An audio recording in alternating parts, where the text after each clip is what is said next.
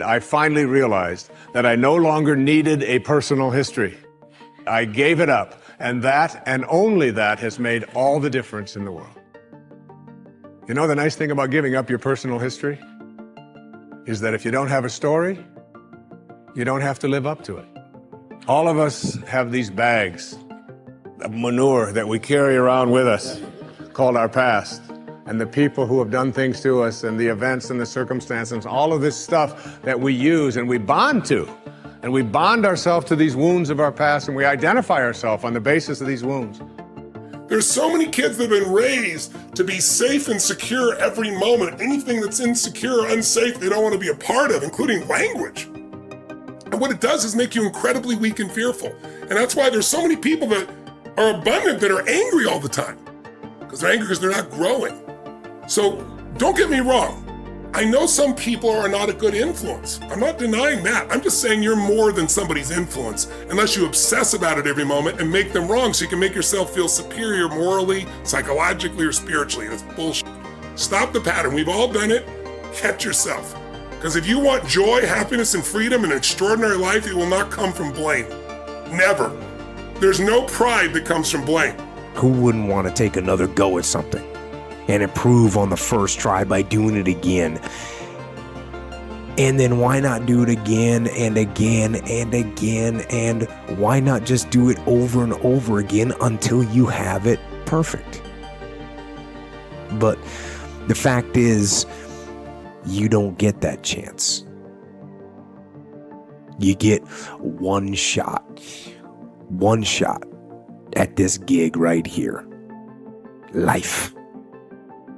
One life. That's all you've got. And regret, in and of itself, it's worthless. It does nothing for you. In fact, the only valuable thing in regret is the lesson you learned, the knowledge that you gained. But walking around filled with regret gets you nothing. So learn and move on. Don't let regret beat you down. Don't be a slave to regret. No. Let it teach you. Let it make you better. Let the fear of regret fuel you to take action today, now. To take action now to become a better person. Not filled with regret, but filled with knowledge. Filled with knowledge and strength and power and filled with life.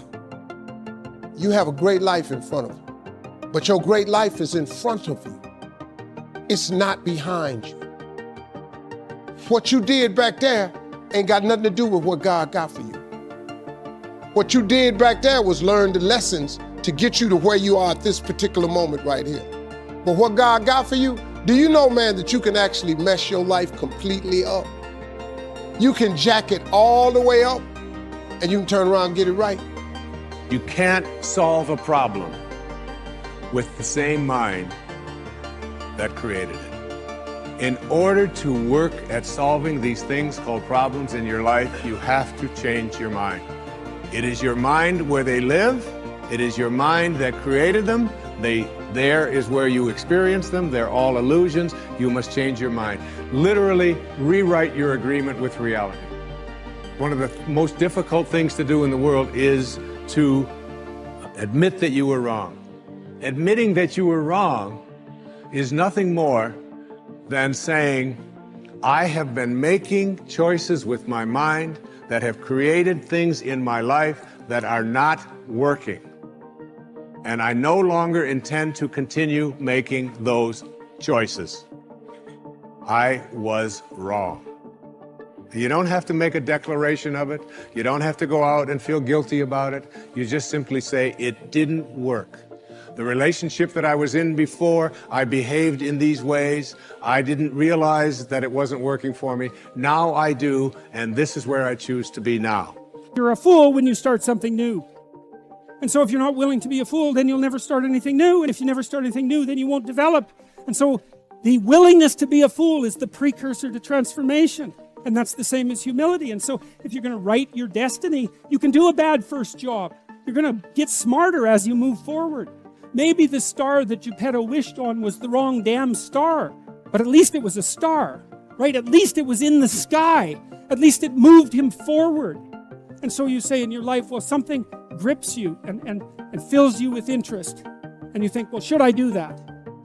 And the answer is, if not that, then something. What if it's a mistake?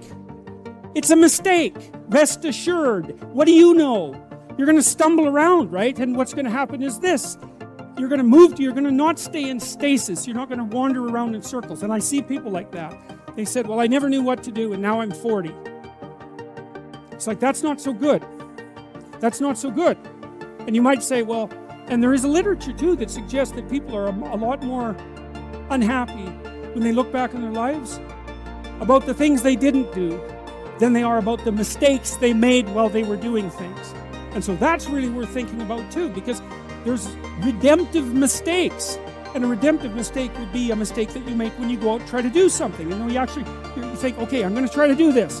And you're not good at it. You make a bunch of mistakes. It's like, what's the consequence if you pay attention? You're not quite so stupid anymore. That's the thing, is you've been informed by the results of your errors. And so what happens is you follow the beacon, you follow the light. And you're blind, so you don't know where the light is. It's dimly apprehended only, and you're afraid to follow it. But you decide to take some stumbling steps towards it. And as you take stumbling steps towards it, you become illuminated and enlightened and informed because of the nature of your experience, because you're pushing yourself beyond where you are, and you're going into the country that you have not yet been in, and you learn something. Alan Watts talked about the wake is not what drives the boat. The wake is just a trail that is left behind. That's all it is. And so is the wake of your life. And the wake doesn't make the boat go, and neither does the wake of your life the reason why your life is going in the direction that it is. The wake is a trail that is left behind, and it's an illusion to believe that it is the cause of your suffering or your struggles or your difficulty. Give it up. Let it go. Embrace it, understand it, get help doing that if you must, and then move into the now. Treat the past as a school. Let it teach you the mistakes you've made, the things that went wrong, the things that didn't work. Don't use the past as a burden to carry, and don't use the past as a club to beat yourself to death. Past losses, past failures, past mistakes. But let the past be a school. Tough school, maybe. We've all been through some tough stuff. So if you feel good about the past, draw from it for experience and let it teach you.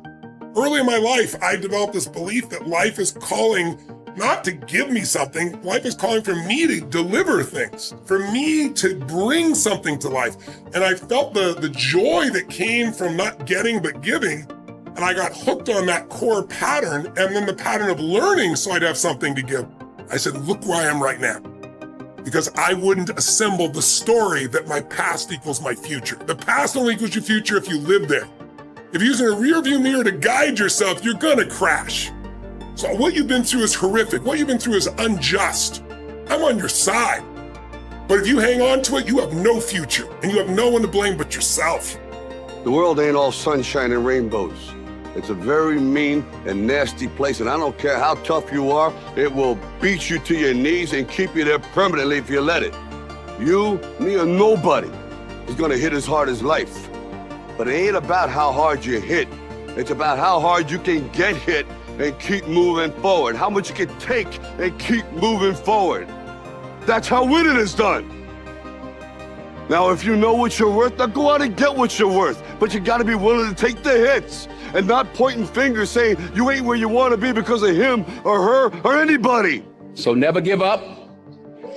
Without commitment, you'll never start. But more importantly, without consistency, you'll never finish. Keep working, keep striving, never give up, fall down 7 times, get up 8. Ease is a greater threat to progress than hardship. So keep moving, keep growing, keep learning. See you at work.